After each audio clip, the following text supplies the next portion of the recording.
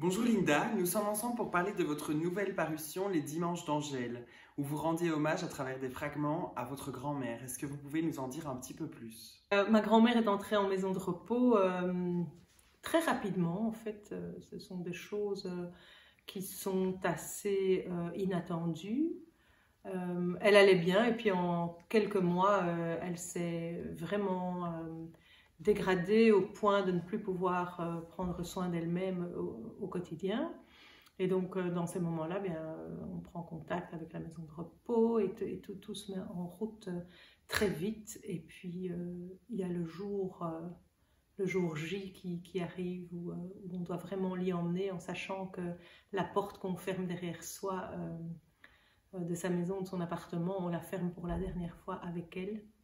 Et ce jour-là, elle était très courageuse. Et moi, c'était le jour le plus triste de toute ma vie.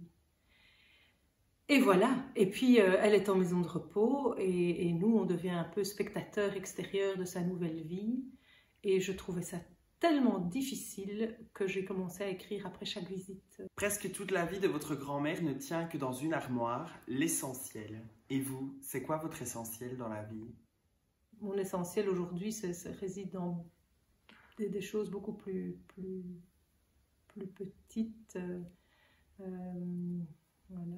Aller cueillir les tomates au jardin, caresser le chat, passer un bon repas avec des amis, entre amis, aller dire bonjour à la voisine, avoir un fou rire avec son enfant, une boutade avec son mari, voilà, toutes ces choses-là.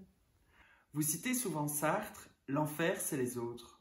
Sartre ne fait pas spécialement partie de mes classiques, mais dans une maison de repos, voilà, il reprend ses droits, mais pleinement. Parce que non seulement l'enfer c'est les autres, mais dans une maison de repos, l'enfer c'est les autres des autres. Ce sont les gens qui viennent visiter leurs proches et qui eux se mêlent de la vie des résidents sur place comme s'ils avaient quelque chose à dire, alors que non, chaque résident est chez lui dans une maison de repos. Vous n'utilisez jamais le terme maison de repos, mais plutôt maison de vie et des soins. Il y a une raison à cela? C'est lié à la maison de repos qui justement affiche maison de vie et de soins. Donc il y a un petit panneau indicateur pour y arriver et il est indiqué maison de vie et de soins. Et voilà, je trouvais que c'était une belle formule parce que quel que soit l'âge, on vit évidemment, mais on a besoin de plus en plus de soins. Vous vous êtes rendu tous les dimanches dans cette maison de repos. Quels étaient vos préférés? C'était les dimanches les plus inattendus. Ceux, par exemple, où ma grand-mère était pleine de malice et pleine d'humour. Elle a toujours été comme ça. Et certains dimanches, elle était éteinte, elle était fatiguée. Bon, voilà, alors on ne partage pas tellement.